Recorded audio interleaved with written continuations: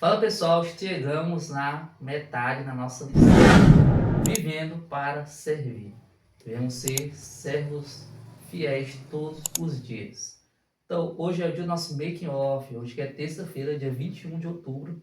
Vamos estudar sobre duas curiosidades muito interessantes. Então, sem enrolações, vamos lá para a nossa primeira curiosidade.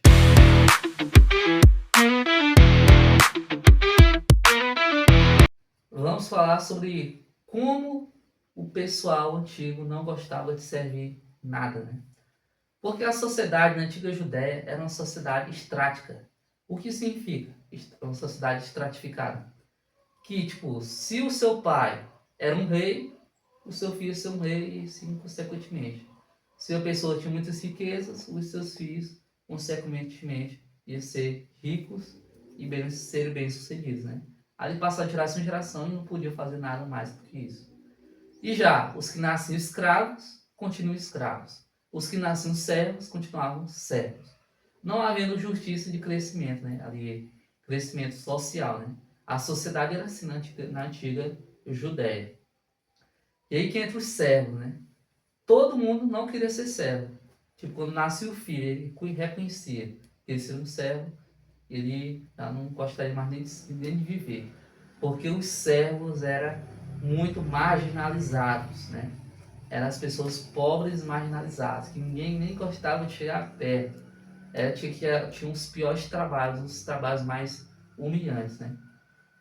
E eram eles que lidavam com a sujeira e a imundície.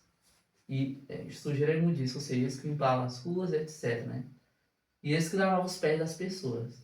Já era comum, né? A lavagem de pés, comemoração da Páscoa, antes aí na sexta-feira, né? Eles comemoravam a libertação do Egito, lá no tempo de Moisés, e aí chegou no tempo de Jesus, aí lava pés, né?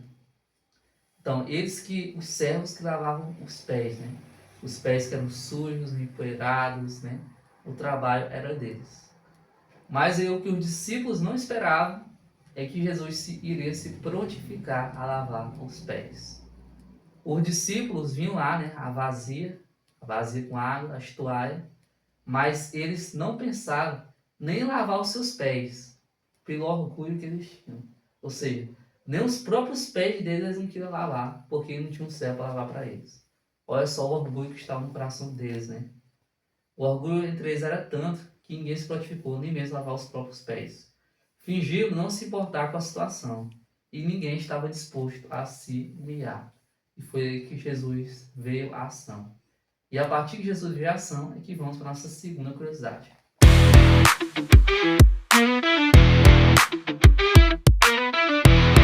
Vamos aprender essa segunda curiosidade sobre Jesus e Judas, a interligação da cerimônia dos lava-pés. Então, Jesus se prontificou, lavou os pés de todos, né? Mas o que mais se irritou foi Judas. Ele pensou na cabeça dele, né?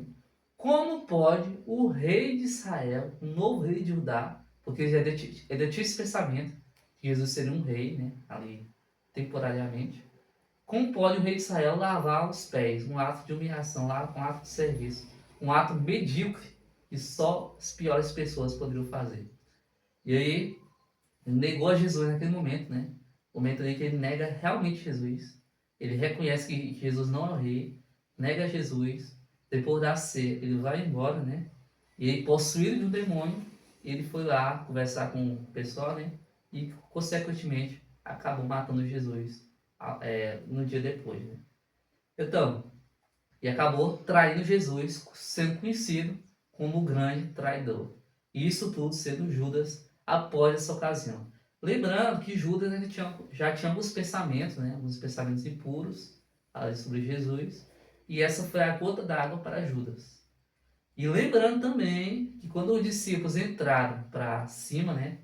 No aposento superior, onde ia fazer a ceia, Judas se apressou a sentar-se à esquerda de Jesus, enquanto João, né, sentou-se à direita. Ou seja, Jesus aí da esquerda, Judas e na direita, João. Isso significa o quê? Lembra que estudamos algumas semanas passadas que os discípulos estavam se perguntando quem seria o maior?